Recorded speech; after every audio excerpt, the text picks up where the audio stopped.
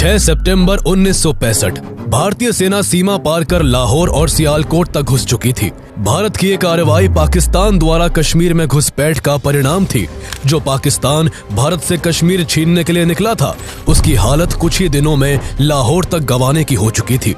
कश्मीर की ऊंची बर्फीली चोटियों से लेकर गुजरात के रण ऑफ कच्छ और राजस्थान के चिलचिलाती रेगिस्तानों तक भारत और पाकिस्तान के बीच करीब 1.5 महीने तक जबरदस्त लड़ाई जारी रही। एक तरफ भारत था जो 3 साल पहले ही 1962 में चाइना से जंग हार चुका था, तो दूसरी ओर पाकिस्तान था जो अमेरिका से एडवांस वेपन्स खरीदकर हवा में था और 17 सालों से कश्मीर छीनने के अधूरे ख्वाब को पूरा करने के लिए बेचैन था। पाकिस्तान द्वारा थोपे गए इस भीषण युद्ध में पाकिस्तान के पास भारत से कहीं ज्यादा बेहतर हथियार और लड़ाकू विमान थे, लेकिन भारतीय फौज ने अपनी बेहतर रणनीति, अदम्य साहस और मजबूत इरादों से पाकिस्तान को मुंह तोड़ जवाब देते हुए भारतीय तिरंगे को झुकने नहीं दिया था। भारतीय सेना में ये जज्बा प्राइम मिनिस्टर लाल बहादुर शास्त्री ने भरा था, जिन्होंने बीच युद्ध में देश को संबोधित करते हुए कहा था, तलवार की नोक पर या एटम बम के डर से कोई हमारे देश को झुकाना चाहे, दबाना चाहे, ये देश हमारा दबने वाला नहीं। हुआ भी बिल्कुल वैसा ही। भारतीय सेना ने न केवल भारतीय सीमाओं में घुस आए पाकिस्तान को जोरदार टक्कर दी, बल्कि पाकिस्तान के अंदर घुसकर उसे घुटनों पर ला दिया।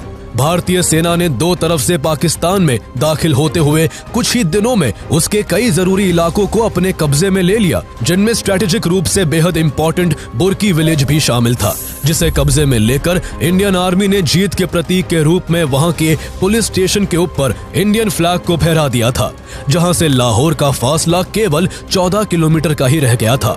लेकिन सोचने वाली बात यह है कि हमेशा डिफेंसिव अप्रोच अपनाने वाला भारत आखिर कैसे पाकिस्तान में घुसकर उसके इलाकों को अपने कब्जे में लेने लगा था। भारत और पाकिस्तान के बीच आखिर 1965 का यह युद्ध हुआ ही क्यों था, और आखिर इस वॉर में अपर हैंड होने के बावजूद भारत क्यों सीज फायर के लिए राजी हो गया था। Several thousand Pakistani soldiers, fully armed but clad in civilian clothes, crossed into Jammu and Kashmir. In this area, in 1965. Hello, 6-5 for all stations 3. Target uniform 1-1-5-3. Many battles were fought. 9-3 Roger. Uniform target. Many lives were lost. अगर तलवार की नोक पर या atom bomb के डर से कोई हमारे देश को झुकाना चाहे, दबाना चाहे, ये देश हमारा दबने वाला नहीं।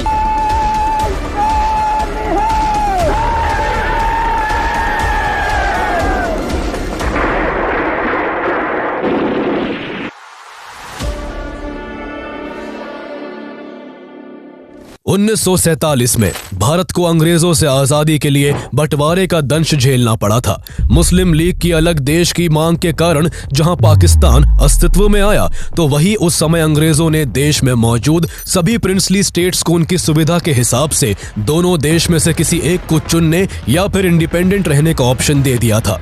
ऐसे में जम्मू एंड कश्मीर के राजा हरि सिंह ने भारत और पाकिस्तान के साथ स्टैंड स्टिल अग्रीमेंट की पेशकश कर जम्मू एंड कश्मीर को एक इंडिपेंडेंट स्टेट डिक्लेयर कर दिया। लेकिन पाकिस्तान जम्मू एंड कश्मीर को अपने साथ मिलाने के लिए उतावला था, जिसके लिए उसने पहले राजा हरि सिंह को डराया धमकाया। फिर भी बात नहीं बनी तो 22 अक्टूबर 1947 को पाकिस्तान की सेना ने कबायली लड़ाकों के साथ मिलकर कश्मीर पर हमला कर दिया। हजारों की तादाद में मासूम लोग मारे जाने लगे, सड़कें खून से रंग दी गई। ऐसे में बचने का कोई मौका ना देख हरि सिंह ने भारत से मदद मांगी। भारत मदद के लिए अपनी सेना को जम्मू एंड कश्मीर तभी भेज सकता था जब वो ऑफिशियली इंडिया का पार्ट होता। इसलिए राजा हरि सिंह ने 26 अक्टूबर 1947 को इंस्ट्रूमेंट ऑफ एक्सेशन साइन कर दिया, जिसके बाद जम्मू एंड कश्मीर भारत का एक अभिन्न अंग बन गया। इसके बाद भारतीय सेना कश्मीर में घुसकर कार्रवाई करते हुए पाकिस्तानी घुसपैठियों को बाहर खदेड़ने लगी, लेकिन तब भी कश्मीर का काफी हिस्सा पाकिस्तान के कब्जे में था। ऐसे में इसे जल्दी सुलझाने के लिए प्राइम मिनिस्टर पंडित नेहरू द्वारा इस मुद्दे को यूनाइटेड नेशन में ले जाने से यूएन ने रेजोल्यूशन 47 पारित कर दोनों देशों के बीच लाइन ऑफ कंट्रोल तय करते हुए 1 जनवरी 1949 को दोनों देशों के बीच सीज फायर डिक्लेयर कर दिया। जिसके बाद भारत के पास जम्मू और कश्मीर का 2/3 हिस्सा ही रह सका, जबकि बाकी बचे 1/3 हिस्से पर पाकिस्तान का कब्जा हो गया, जिसे पाकिस्तान ऑक्यूपाइड कश्मीर POK के नाम से जाना जाता है।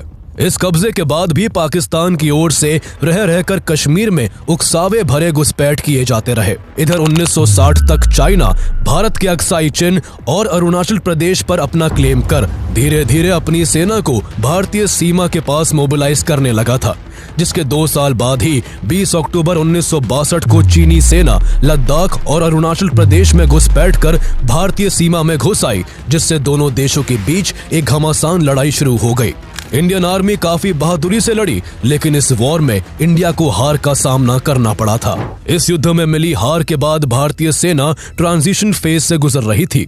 वॉरफेयर टैक्टिक्स और प्लानिंग बदली जा रही थी और इंडियन गवर्नमेंट द्वारा न्यू और एडवांस वेपन्स को खरीदने के लिए बाहरी देशों का रुख किया जा रहा था। एक तरफ भारत अपनी सुरक्षा को लेकर काफी सोच विचार में लगा हुआ था, तो दूसरी तरफ अमेरिका और सोवियत यूनियन कोल्ड वॉर के बीच साउथ एशिया के देशों को अपने पाले में लाने का प्रयास कर रहे थे।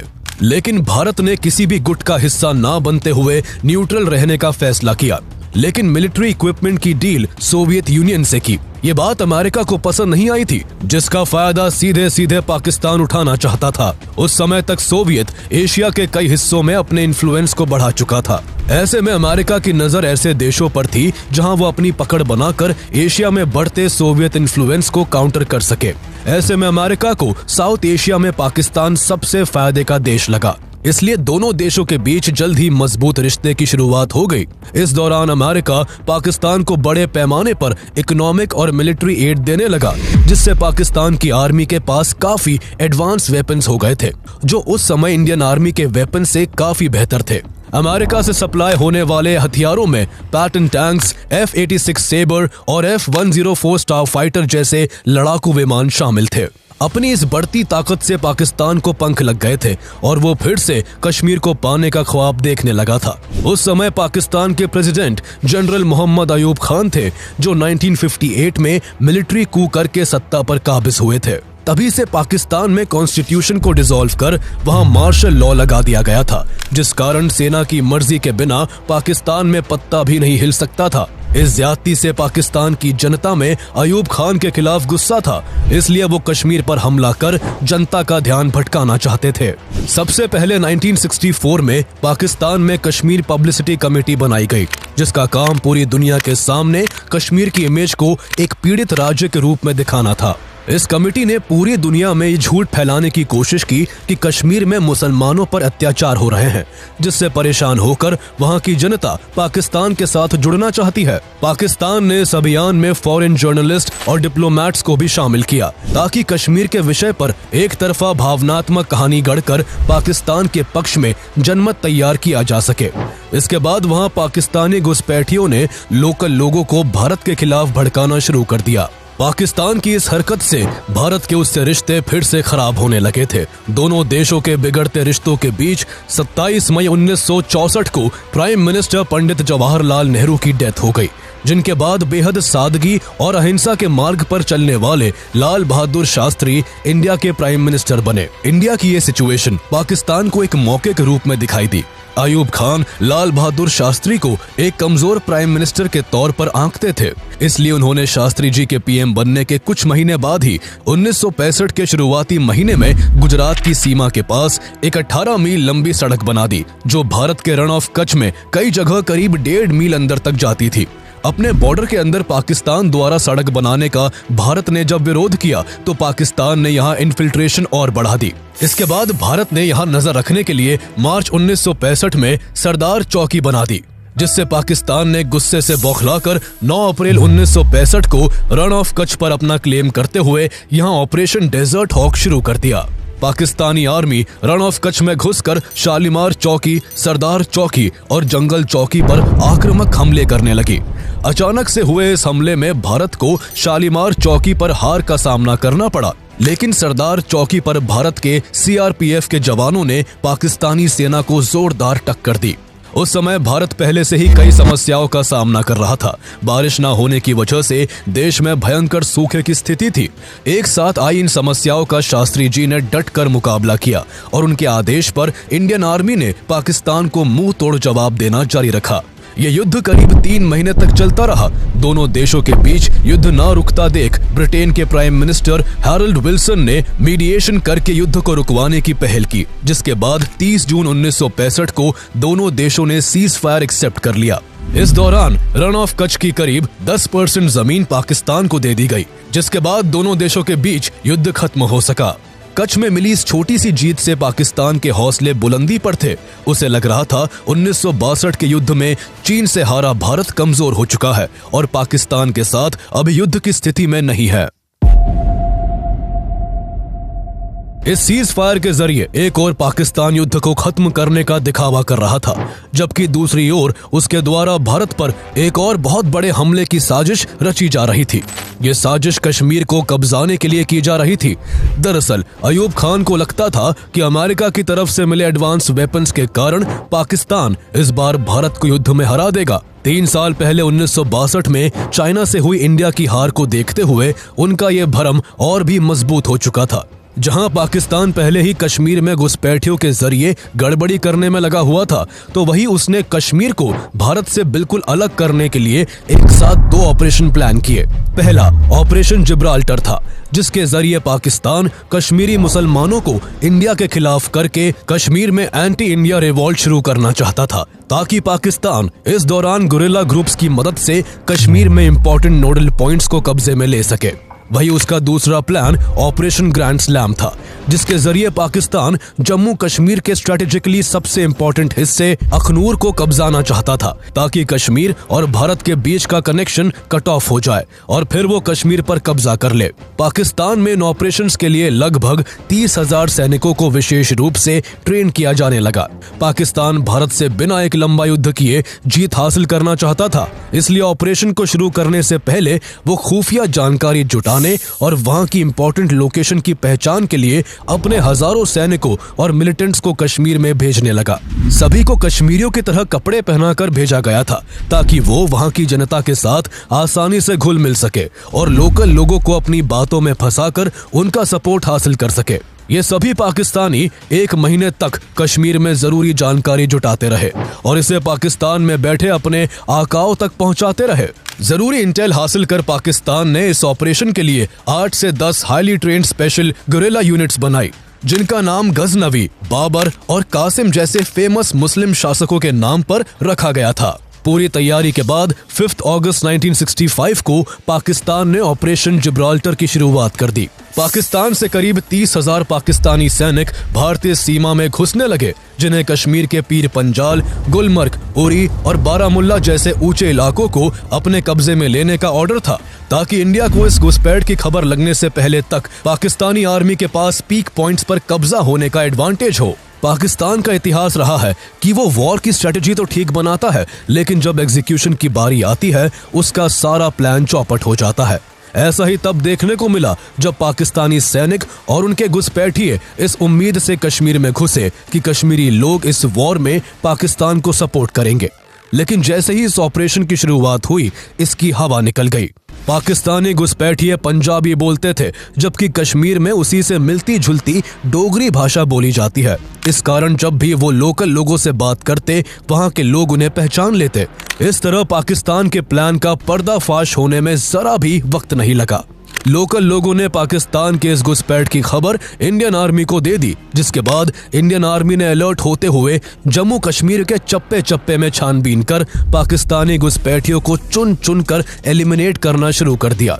जल्दी ही सैकड़ों पाकिस्तानी घुसपैठिए न्यूट्रलाइज कर दिए गए, साथ ही उनमें से 4 को जिंदा पकड़ लिया गया। इंडियन आर्मी ने जब इनसे सख्ती की तो चारों ने जल्दी ही पाकिस्तान के इस पूरे ऑपरेशन के कच्चे चिट्ठे खोल कर रख दिए।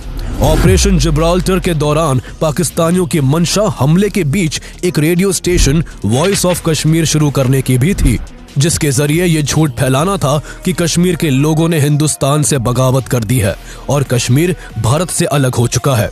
इस दौरान खबरें रेडियो पर प्रसारित तो हुई, लेकिन पाकिस्तान से नहीं बल्कि भारत के ऑल इंडिया रेडियो के जरिए, जिस पर पाकिस्तान की इन करतूतों को पूरी दुनिया के सामने लाकर रख दिया गया। वही इंडियन आर्मी पाकिस्तानी घुसपैठियों को खदेड़ते हुए जम्मू कश्मीर के स्ट्रेटेजिक पॉइंट्स को उनसे फ्री करती जा रही थी। इंडियन आर्मी की ये कार्रवाई अगस्त के अंतिम दिनों तक जारी रही, जिस बीच 26 अगस्त 1965 को भारतीय सेना ने पीओके के अंदर घुसकर हाजी पीर पास पर हमला कर दिया। पीओके का हाजी पीर पास वो इलाका था जहां से पाकिस्तान की तरफ से इन्फिल्ट्रेशन हो रहा था। भारतीय सैनिकों ने पहाड़ी और दुर्गम रास्तों को पार करते हुए पाकिस्तानी ठिकानों को नेस्तानाबूद कर दिया और 3 दिनों की लगातार लड़ाई के बाद 28 अगस्त को हाजी पीर पास पर अपना कंट्रोल जमा लिया। हाजी पीर पास पर भारत की जीत से पाकिस्तान के घुसपैठ के सभी रास्ते बंद हो गए थे, जिससे घुसपैठिए उल्टे पांव पाकिस्तान भागने को मजबूर हो गए। भारत से बुरी तरह से मात खाने के बाद भी पाकिस्तान बाज नहीं आया और इस ऑपरेशन के फेल होने के बाद अगले दिन ही उसने second plan operation grand slam को लॉन्च कर दिया। इस बार पाकिस्तान की नजर जम्मू एंड कश्मीर के अखनूर क्षेत्र पर थी। पाकिस्तान अखनूर में चिनाब नदी पर बने एक ब्रिज को तोड़कर भारत को कश्मीर के साथ जोड़ने वाली इकलौती सड़क पर कब्जा जमाना चाहता था, ताकि भारत से कश्मीर का कनेक्शन ही ब्रेक हो जाए और कश्मीर तक इंडियन आर्मी अपने सैन्य सामान ही न ला पाए। पाकिस्तान अखनूर में हमला करके भारत की इसी सप्लाई लाइन को कट ऑफ करना चाहता था। इसी मकसद के साथ 1 सितंबर 1965 को सुबह 3:30 बजे पाकिस्तानी आर्मी भारी संख्या में तोपों और टैंकों के साथ बॉर्डर क्रॉस कर तेजी के साथ अखनूर की तरफ बढ़ने लगी। पिछले ऑपरेशन के बाद इंडियन आर्मी भी इस बार अलर्ट थी, जिसने इस हमले का तुरंत मुंहतोड़ जवाब देना शुरू कर दिया। 4 इंडियन इन्फेंट्री बटालियंस अपने AMX-13 टैंक से पाकिस्तानी टैंकों को आगे बढ़ने से रोकने में लगी थी, लेकिन उनके लिए पाकिस्तान के M47 and M48 Patton tank से मुकाबला कर पाना मुश्किल हो रहा था। पाकिस्तान के पास ये अमेरिका के advanced and strong pattern tanks थे, जबकि उनके कंपैरिजन में भारत के पास थोड़े कम इफेक्टिव AMX-13 और काफी कम मात्रा में सेंचुरियन MK7S टैंक्स थे। इस कारण यहाँ धीरे धीरे पाकिस्तानी आर्मी अपनी पोजीशन मजबूत करती चली जा रही थी। सुबह के 9 बजे तक पाकिस्तानी आर्मी ने छम को अपने कब्जे में ले लिया था। जमीनी लड़ाई में भारी पड़ रहे पाकिस्तानियों को सबक सिखाने का भारत के पास एक ही असरदार ऑप्शन था, और वो था इस युद्ध में इंडियन एयरफोर्स की एंट्री करवाना। हमले के पहले ही दिन डिफेंस मिनिस्टर यशवंतराव चव्हाण ने एयर मार्शल अर्जन सिंह और army chief general JN Chaudhary के साथ एक मीटिंग की। मीटिंग के बाद एयरफोर्स को युद्ध में शामिल करने का फैसला लिया गया, जिसके बाद इंडियन एयरफोर्स के 12D हैविलैंड वेम्पायर्स और 14 डसॉल्ट मेस्ट एयरफोर्स लड़ाकू विमान पठानकोट एयरबेस से छम की ओर टेक ऑफ कर गए। इसके जवाब में पाकिस्तान एयरफोर्स ने भी अपने F-86 सेबर्स लड़ाकू विमान मैदान में उतार दिए। यहाँ सेना को डिफेंसिव होते देख 3 सितंबर को प्राइम मिनिस्टर लाल बहादुर शास्त्री ने अपने कैबिनेट की इमरजेंसी मीटिंग बुलवाई। कैबिनेट और सभी मिलिट्री चीफ से इंटेंसिव कंसल्टेशन के बाद ये तय हुआ कि India all out military action लेगा और पहली बार इंडियन आर्मी LOC को क्रॉस कर लाहौर और सियालकोट को अपने कब्जे में लेगी। इसके पीछे का मकसद कश्मीर से पाकिस्तानी आर्मी का ध्यान भटकाने का था। पाकिस्तानी हिस्सों को कब्जा कर भारत इसका इस्तेमाल युद्ध के बाद बेहतर नेगोशिएशंस के लिए करना चाहता था।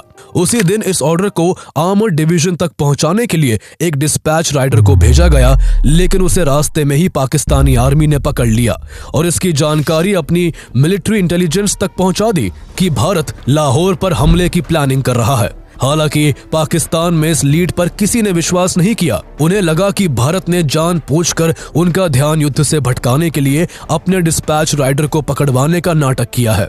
इस तरह से पाकिस्तान ने इस पर कोई एक्शन नहीं लिया और भारत का ये प्लान फेल होते होते बच गया। इधर कश्मीर में घमासान लड़ाई जारी थी।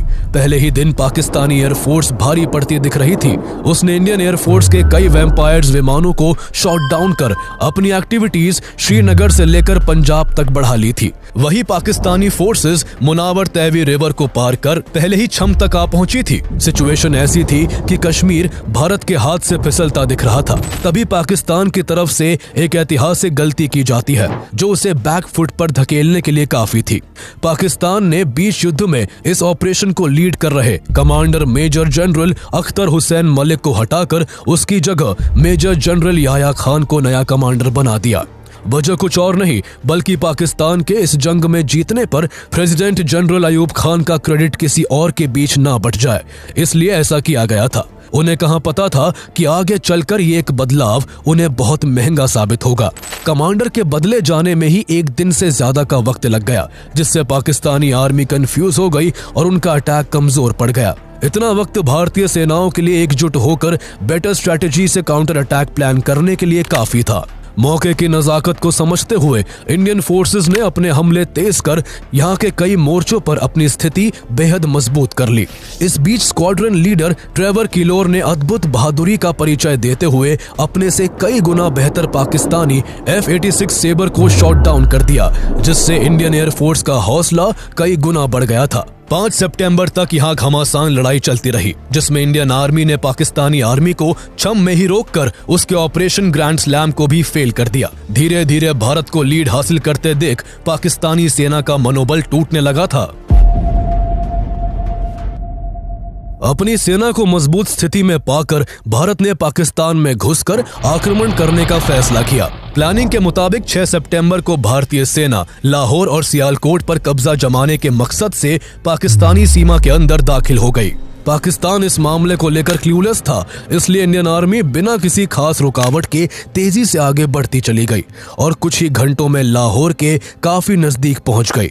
मेजर जनरल निरंजन प्रसाद के नेतृत्व में इंडियन आर्मी की 15th इन्फेंट्री डिवीजन इचोगिल कैनाल को पार करके पाकिस्तान के बटापुर तक घुस जाती है। 15th इन्फेंट्री डिवीजन को पीछे से एक टैंक रेजिमेंट भी सपोर्ट कर रहा था, जो शर्मन टैंक से लैस था। कुछ ही समय में भारतीय सेना ने आगे बढ़ते हुए लाहौर इंटरनेशनल एयरपोर्ट के बेहद नजदीक पहुंचकर एक गांव में अपना डेरा डाल लिया। अगले दिन की सुबह जब पाकिस्तान नींद से जागा, तब उसे पता चला कि भारतीय सेना उसके सर पर बैठी हुई है। भारतीय सेना के लाहौर में घुस आने की खबर जब अयूब खान को लगी तो उनके पैरों तले जमीन खिसक गई, क्योंकि फॉरेन मिनिस्टर जुल्फिकार अली भुट्टो और फॉरेन सेक्रेटरी अजीज अहमद उन्हें ये यकीन दिलाने में लगे हुए थे कि भारत कभी भी पाकिस्तान की सीमा में प्रवेश नहीं करेगा। वही उनकी सोच से परे इंडियन आर्मी लाहौर के नियर बाय विलेजेस को अपने कंट्रोल में करती जा रही थी, जिसका अगला टारगेट बुर्की विलेज था, जो लाहौर से केवल 14 किलोमीटर की दूरी पर था। लेफ्टिनेंट कर्नल अनंत सिंह के नेतृत्व में भारतीय सेना ने आगे बढ़ते हुए बुर्की के आसपास की कई बस्तियों और बंकरों को अपने कब्जे में ले लिया। हालांकि बुर्की विलेज अभी भी उनकी पकड़ से दूर था, जिसे सेफगार्ड करने वहां पाकिस्तानी आर्मी भी यहां पहुंची थी, जो चप्पे चप्पे पर आर्टिलरी और टैंक तैनात कर भारतीय सेना के साथ दो हाथ करने लगी।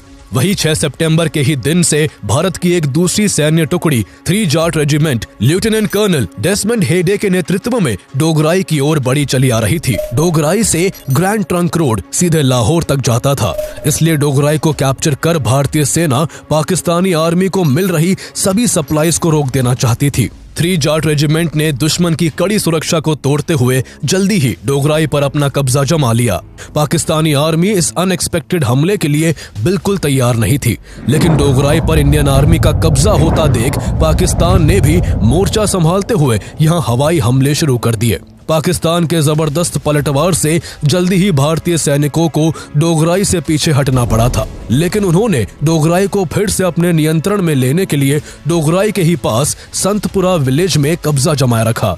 यहाँ से इंडियन आर्मी का फोकस डाइवर्ट करने के लिए उसी रात पाकिस्तान ने अपने 180 ट्रूपर्स को C-130 हरक्यूलस ट्रांसपोर्ट जेट्स के जरिए भारत के पठानकोट, आदमपुर और हलवारा एयरबेस पर हमला करने के लिए भेजा, लेकिन यहाँ भी उन्हें मुंह की खानी पड़ी। इंडियन फोर्सेस पहले से ही इस हमले को नाकाम करने के लिए तैयार बैठी थी।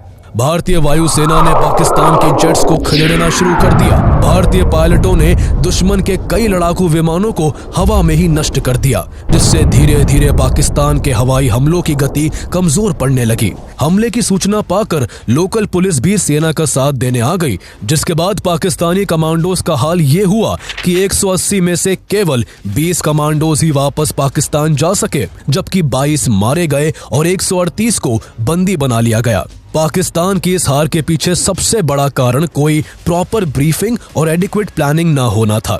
वो हमला करने की जल्दबाजी में एक के बाद एक कई मोर्चों पर भारतीय सेनाओं से शिकस्त खा रहा था। ऐसे ही पाकिस्तान ने 7 सितंबर को नेवल वेसल्स की मदद से गुजरात के द्वारका शहर में भारी बॉम्बार्डमेंट करके ऑपरेशन द्वारका की शुरुआत कर दी। ऐसा करके पाकिस्तान नदन फ्रंट पर भारी पड़ रही इंडियन एयरफोर्स का ध्यान इस तरफ डाइवर्ट करना चाहता था। साथ ही पाकिस्तान यहां इंडियन नेवी के रेडार इंस्टॉलेशंस को भी डिस्ट्रॉय करना चाहता था, लेकिन इस हमले का भी पाकिस्तान को कोई खास फायदा नहीं हुआ।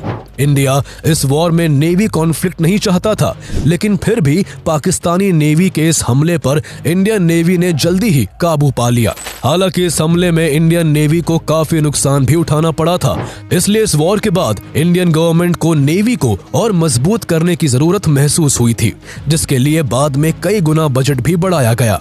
वहीं इस हार से बौखलाए पाकिस्तान ने 8 सितंबर को एक नया दांव खेलते हुए ऑपरेशन वाइंड अप की शुरुआत कर दी।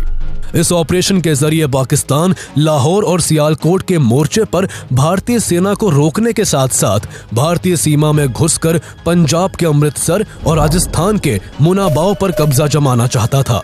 इसी मोटिव के साथ जहां उसकी एक सैन्य टुकड़ी अमृतसर की तरफ कूच करने लगी, तो वही एक पाकिस्तानी सैन्य टुकड़ी राजस्थान की तरफ से बॉर्डर क्रॉस कर यहां मुनाबाव में भारतीय पुलिस चौकियों पर कब्जा जमाने के लिए आगे बढ़ती चली आ रही थी।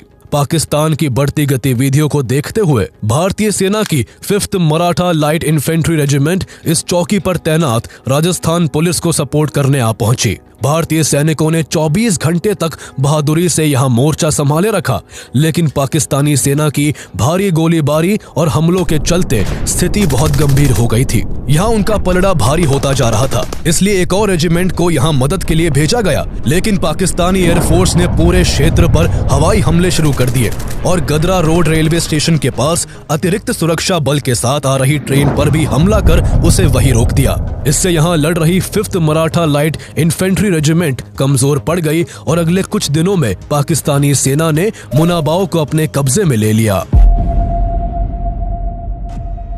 वही पाकिस्तान की दूसरी सैन्य टुकड़ी 1 आर्म डिवीजन अपने पैटर्न टैंक से गोले बरसाते हुए पंजाब के खेमखरन सेक्टर में आगे बढ़ने लगी। यह हमला इतना जबरदस्त था कि आसपास के इलाके तेज आवाजों से थर्रा उठे। जल्दी ही ब्रिगेडियर थॉमस के थियोगराज ने आगे बढ़कर यहाँ मोर्चा संभाल लिया। पाकिस्तानी अटैक को कमजोर करने के लिए उनके पैटर्न टैंकों को रोकना सबसे जरूरी था, इसलिए ब्रिगेडियर थॉमस के थियोगराज ने इसके लिए एक शानदार प्लान तैयार किया। सबसे पहले उन्होंने यहाँ एयर सपोर्ट की मांग की, जिसके बाद भारतीय पायलटों ने आर्मी को बैकअप देने के साथ साथ दुश्मनों के टैंकों को रॉकेट्स के सहारे बर्बाद करना शुरू कर दिया। इसके बाद ब्रिगेडियर थॉमस के थियोगराज ने खेमकरन के खेतों में पानी भरने के लिए वहां की एक नहर को खोल दिया, जिससे यहाँ की मिट्टी जल्दी ही कीचड़ में बदल गई और पाकिस्तानी टैंक उसमें फंसकर अपनी तेजी खो बैठे। इंडियन फोर्सेस ने इसका फायदा उठाते हुए दुश्मन और उसके टैंकों पर जोरदार धावा बोल दिया। इस तरह 9 सितंबर तक इंडियन फोर्सेस ने यहाँ खेमकरन गांव में अपनी स्थिति काफी मजबूत कर ली थी। यहाँ मेजर अब्दुल हामिद ने अद्भुत वीरता का परिचय दिया। वो अपनी जीप में सवार होकर पाकिस्तानी टैंकों को बर्बाद करने के लिए उसके कमजोर हिस्सों पर सटीक निशाना लगाते। इस शानदार टैक्टिक का ये असर हुआ कि एक दिन के भीतर उन्होंने अकेले ही 7 पैटर्न टैंकों को बर्बाद कर दिया। लेकिन इसी क्रम में 10 सितंबर को वो एक पाकिस्तानी पैटर्न टैंक के गोले का शिकार होकर शहीद हो गए। आगे चलकर उनकी इस वीरता के लिए भारत सरकार ने उन्हें परमवीर चक्र से सम्मानित किया। उनकी इस शानदार टैक्टिक को दूसरे भारतीय सैनिकों ने भी अपनाया और 97 पाकिस्तानी टैंकों को डिस्ट्रॉय कर यहाँ एक बड़ी जीत हासिल कर ली। भारतीय सेना की शौर्य गाथाओं के लिए मशहूर वर्ल्ड वॉर 2 के बाद इस लार्जेस्ट टैंक बैटल को बैटल ऑफ असल उत्तर के नाम से जाना जाता है, जिसने इस वॉर की दिशा को काफी हद तक भारत के पक्ष में कर दिया था। वहीं लाहौर के पास मौजूद बुर्की को भी अपने कंट्रोल में लेने के लिए भारतीय सैनिकों की कोशिश रंग ले आई थी और उन्होंने 9 सितंबर तक बुर्की मोर्चे के अधिकांश हिस्से पर अपना कब्जा जमा लिया था। इस जीत के बाद भारतीय सेना ने यहां से पाकिस्तानी सैनिकों को खदेड़ दिया और उनके बंकरों को तहस नहस कर अपने विजय के प्रतीक के रूप में वहां तिरंगा फहरा दिया। कई महत्वपूर्ण मोर्चों पर जीत से उत्साहित भारतीय सेना अपने अगले टारगेट सियालकोट की तरफ मूव कर गई। 10 सितंबर को भारतीय सेना की फर्स्ट आर्मर्ड ब्रिगेड ने ब्रिगेडियर खेमकरण सिंह और मेजर भूपेंद्र सिंह के नेतृत्व में सियालकोट के फिलौरा पर आक्रमण कर दिया। इस मोर्चे पर भारतीय सेंचुरियन टैंक और पाकिस्तानी पैटर्न टैंक आपस में भिड़ गए। भारतीय सैनिकों को पैटर्न टैंक्स को खत्म करने का तरीका पता चल चुका था, इसलिए उन्होंने यहाँ भी बैटल ऑफ असल उत्तर की टैक्टिक्स को अपनाते हुए 11 सितंबर तक 66 पाकिस्तानी टैंकों को पूरी तरह से बर्बाद कर बैटल ऑफ फिलौरा को भी जीत लिया। लेकिन इस जीत में जहां कई इंडियन सोल्जर्स की कुर्बानी शामिल थी, तो वही सबसे अहम भूमिका निभाने वाले मेजर भूपेंद्र सिंह भी इसमें बहुत बुरी तरह से घायल हो गए थे। ट्रीटमेंट के लिए जब उन्हें दिल्ली लाया गया था तो खुद लाल बहादुर शास्त्री उनसे मिलने गए थे। शास्त्री जी को देखते ही मेजर भूपेंद्र सिंह की आंखों से आंसू निकल आए। जब उनसे शास्त्री जी ने इसका कारण पूछा तो उनका जवाब था कि ये आंसू मेरे दर्द के लिए नहीं, बल्कि खड़े होकर अपने प्राइम मिनिस्टर को सल्यूट ना कर पाने की वजह से है।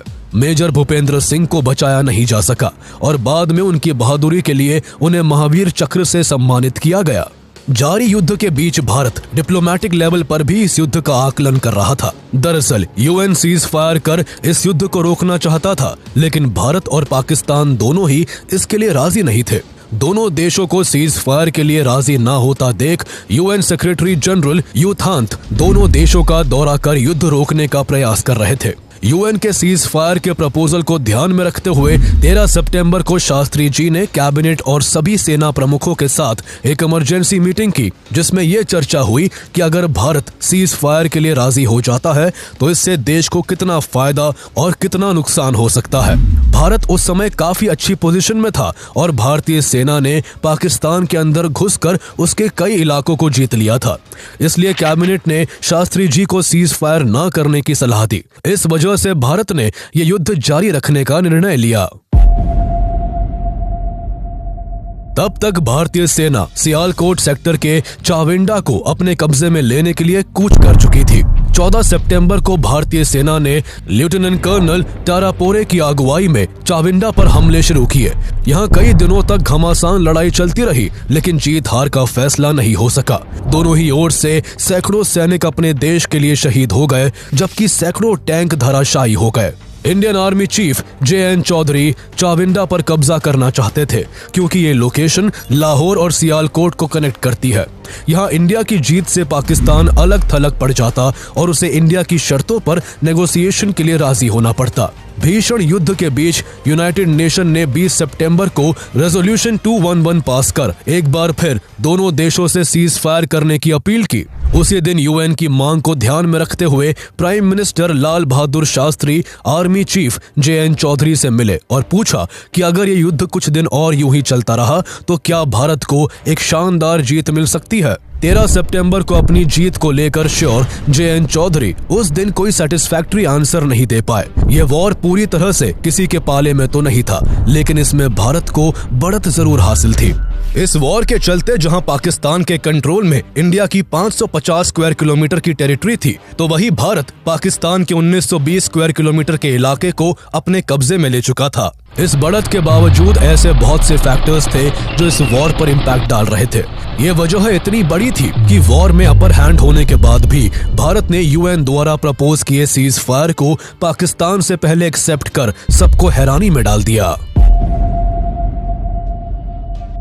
जीत की स्थिति में होने के बावजूद भारत का सीज फायर एक्सेप्ट करने के पीछे कई कारण थे।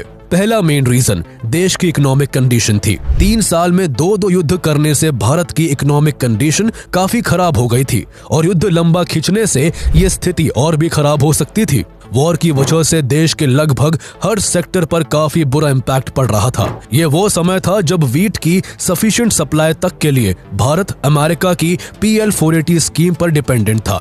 भारत के इस तरह युद्ध में शामिल होने से अमेरिकन प्रेसिडेंट लिंडन जॉनसन गेहूं के एक्सपोर्ट को रोकने करने की धमकी देते रहते थे।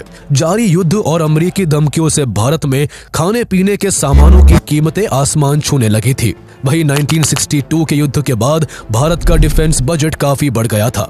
1964 में चाइना द्वारा न्यूक्लियर टेस्ट करने के बाद भारत ने भी अपना न्यूक्लियर प्रोग्राम शुरू कर दिया था, जिससे डिफेंस बजट बढ़कर गवर्नमेंट के कुल स्पेंडिंग का करीब 28% तक पहुंच चुका था। युद्ध लंबा खिंचने से ये स्पेंडिंग और भी बढ़ सकती थी, जिससे देश की इकोनॉमिक कंडीशन काफी खराब हो सकती थी। ऐसे हालात ना बन जाए, इस वजह से फाइनेंस मिनिस्टर तिरुवेल्लोर थैतई कृष्णमचारी और food and agriculture minister Chidambaram Subramaniam समेत कई मिनिस्टर्स द्वारा प्रधानमंत्री शास्त्री जी को सीज फायर एक्सेप्ट करने की सलाह दी गई थी। सीज फायर एक्सेप्ट करने के पीछे दूसरा कारण इंडिया का इंटरनेशनल लेवल पर डिप्लोमेटिक रूप से अकेला पड़ना था। इस लड़ाई के दौरान दुनिया का कोई भी देश खुलकर भारत के सपोर्ट में नहीं आया था। यहाँ तक कि सोवियत यूनियन भी उस समय न्यूट्रल बना हुआ था और भारत पर सीज फायर एक्सेप्ट करने के लिए डिप्लोमेटिक प्रेशर डाल रहा था। जबकि पाकिस्तान के साथ अमेरिका और चाइना खड़े थे। चाइना तो कई बार इस युद्ध के लिए भारत को जिम्मेदार ठहराकर क्रिटिसाइज कर चुका था और बीच युद्ध में बॉर्डर पर अपनी सेना को मोबिलाइज कर सीमा पर गोलीबारी कर रहा था। तीसरा रीजन ये था कि इस युद्ध में 14 सितंबर के बाद भारत को कोई बड़ी जीत हासिल नहीं हुई थी। फिलोरा पर जीत हासिल करके भारतीय सेना चाविंडा को जीतने के मकसद से आगे बढ़ी थी, लेकिन यहाँ 5 दिन की घमासान लड़ाई के बावजूद भी भारतीय सेना इसे अपने कब्जे में नहीं ले पाई थी। इसके अलावा सीज फायर को एक्सेप्ट करने के पीछे चौथा कारण आर्मी चीफ JN चौधरी द्वारा बताए गए गलत आंकड़े को माना जाता है। युद्ध के बीच यूएन के 20 तारीख वाले सीज फायर प्रपोजल को लेकर जब लाल बहादुर शास्त्री अपने कैबिनेट मिनिस्टर्स और आर्मी चीफ से इसे एक्सेप्ट करने को लेकर राय मशवरा कर रहे थे, तब आर्मी चीफ JN चौधरी ने उन्हें लड़ाई खत्म करने की सलाह दी थी। उन्होंने बिना वेरीफाई किए उनसे कहा था कि भारतीय सेना के वेपन्स लगभग खत्म होने की कगार पर है, जबकि वास्तविकता में उस समय भारत ने अपने वॉर रिजर्व का केवल 14% हिस्सा ही इस्तेमाल किया था। भारत द्वारा सीज फायर एक्सेप्ट करने की पहल के पीछे पांचवी वजह यह थी कि यूएन, अमेरिका और सोवियत यूनियन की तरफ से भारत और पाकिस्तान दोनों देशों पर सीज फायर का प्रेशर बनाया जा रहा था।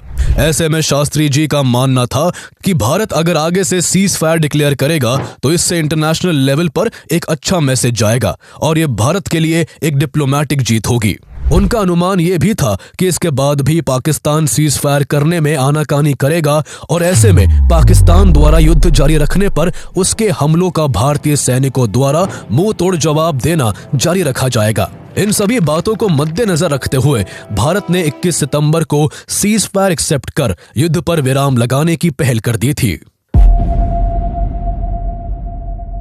जैसा कि शास्त्री जी का अनुमान था, इंडिया के सीज फायर एक्सेप्ट करने के बाद भी पाकिस्तान सीज फायर के लिए राजी नहीं हुआ, जिसके बाद भारतीय सेना भी लड़ाई जारी रखते हुए डोगराई को फिर से अपने कब्जे में लेने के लिए आगे बढ़ गई, जिससे यहाँ इंडियन मिलिट्री के इतिहास की सबसे ब्लडीएस्ट बैटल की शुरुआत हो गई। ब्रिगेडियर डेसमंड हेडे ने अपनी सैन्य टुकड़ियों के साथ 21 सितंबर की रात को ही डोगराई पर जोरदार और निर्णायक हमला कर दिया। डोगराई इचोगिल कैनाल के पूर्वी किनारे पर Amritsar Lahore grand trunk road पर सिचुएटेड है, जो स्ट्रैटेजिकली काफी इंपॉर्टेंट था। डोगराई को अपने कब्जे में लेने से भारत इस जंग में और भी अच्छी पोजीशन में पहुंच जाता। 6 सितंबर के बाद से भारतीय सेना इसे फिर से जीतने के कई प्रयास कर चुकी थी, लेकिन सफल नहीं हो पाई थी। पाकिस्तान ने यहाँ अपनी पूरी ताकत झोंक दी थी। इस मोर्चे पर उसके सैनिक तादाद में भारतीय सैनिकों से लगभग डबल थे। वहीं जगह जगह पाकिस्तानी टैंक्स तैनात थे। इसलिए डेसमंड हेडे ने यहाँ जीत हासिल करने के लिए अपनी सेना का मनोबल बढ़ाते हुए कहा कि एक भी आदमी पीछे नहीं हटेगा, जिंदा या मुर्दा अब हम सब डोगराई में ही मिलेंगे। अपने कमांडर के जोशीले अंदाज से भारतीय सेना के मनोबल में काफी बढ़ोतरी हुई और रात के करीब 12 बजे अंधेरे का फायदा उठाकर भारतीय सैनिकों ने 2 अलग अलग दिशाओं से डोगराई को घेर लिया। पहली बार में भारतीय सैन्य टुकड़ी को कुछ खास सफलता हाथ नहीं लग सकी, क्योंकि पाकिस्तान की सेना यहाँ पहले से ही ट्रेंचेस में छुपी हुई थी और वहीं से भारतीय सेना पर लगातार हमले कर रही थी। भारतीय सेना के लिए उन्हें खाइयों से निकालना जरूरी था, इसलिए जल्दी ही 3 जाट रेजिमेंट के वीर सपूत खाइयों में घुस गए, जिसके बाद बंदूकों और गोले बारूद से लड़ी जा रही लड़ाई अब हाथों और पैरों से भी लड़ी जाने लगी। कई घंटों तक दोनों सेनाओं के बीच हाथापाई चलती रही। इस दौरान भारतीय सेना ने पाकिस्तान के कमांडर सहित उसके 108 सिपाहियों को जिंदा पकड़ लिया। दोनों ओर से सैकड़ों जवान शहीद हो गए। भारतीय सेना ने 308 पाकिस्तानी सैनिक को मार गिराया, जबकि बदले में भारत के 86 सैनिकों को भी अपने देश के लिए कुर्बान होना पड़ा। इसी के चलते 22 सितंबर की सुबह 6 बजे तक भारतीय सेना ने डोगराई पर कब्जा कर वहां भारतीय तिरंगा फहरा दिया। भारत अब लाहौर को जीतने के एकदम करीब पहुंच चुका था और इसके लिए यहां अपने टैंकों को मोबिलाइज भी करना शुरू कर दिया था। भारत की इस जीत से पाकिस्तान की हालत खराब हो गई। पाकिस्तान पहले ही अपने काफी इलाके भारत के हाथों गवा बैठा था। उसके लिए कहीं सिचुएशन और वर्स ना हो जाए, इसलिए अयूब खान भी सीज फायर के लिए राजी हो गए। दोनों देशों के द्वारा सीज फायर एक्सेप्ट करने के अगले ही दिन 23 सितंबर को दोनों देश की सेनाएं अपने अपने देश की ओर कूच करने लगी और इसके साथ ही सेकेंड वर्ल्ड वॉर के बाद लड़ी गई सबसे भीषण लड़ाई खत्म हो गई। इस लड़ाई में भारत से मिली हार के बाद अयूब खान इतने निराश थे कि एक बार अपने कैबिनेट के साथ बैठक में उन्होंने कहा कि एक बात मैं साफ कर देना चाहता हूं कि पाकिस्तान 50 लाख कश्मीरियों के लिए 10 करोड़ पाकिस्तानियों की जिंदगी को कभी खतरे में डालने की गलती नहीं करेगा। सीज फायर के करीब 3 महीने बाद जनवरी 1966 में पीस टॉक के लिए लाल बहादुर शास्त्री और अयूब खान ताशकंद में मुलाकात करते हैं, जहां दोनों के बीच ताशकंद एग्रीमेंट हुआ। इस समझौते में दोनों देशों ने युद्ध के दौरान अरेस्ट किए गए सैनिकों को लौटाने और कब्जाए क्षेत्रों को वापस करने का फैसला किया। लेकिन इस समझौते के जस्ट अगले ही दिन 11 जनवरी 1966 को लाल बहादुर शास्त्री की रहस्यमयी परिस्थितियों में मौत हो गई। उनकी डेथ से पूरे भारत में शोक की लहर थी और हर कोई उनकी इस अचानक से हुई मौत का कारण जानना चाहता था। बाद में उनकी मौत के पीछे हार्ट अटैक बताया गया, लेकिन कई एक्सपर्ट समेत भारत का एक बड़ा वर्ग आज भी इसको झूठ मानता है और दशकों से उनकी डेथ के पीछे किसी साजिश का अंदेशा जताया जाता रहा है। अमेरिकन इंटेलिजेंस एजेंसी के डायरेक्टोरेट ऑफ ऑपरेशंस में उस वक्त सेकंड इन कमांड रहे रॉबर्ट क्राउली ने अपने एक इंटरव्यू में कन्फेस किया था कि लाल बहादुर शास्त्री की मौत के पीछे CIA का हाथ था। इसके बारे में ग्रेगरी डगलस की book conversation with the crow में भी डिटेल से डिस्क्राइब किया गया है। भले ही शास्त्री जी हमें छोड़कर चले गए, लेकिन वो अपने पीछे 1965 वॉर में अपने साहसिक और मजबूत इरादों की महान यादें छोड़ गए, जिनकी बदौलत भारत ने पाकिस्तान के लाहौर और सियालकोट तक जीत हासिल कर पाकिस्तान को भारतीय सीमा से उल्टे पांव भागने पर मजबूर कर दिया था।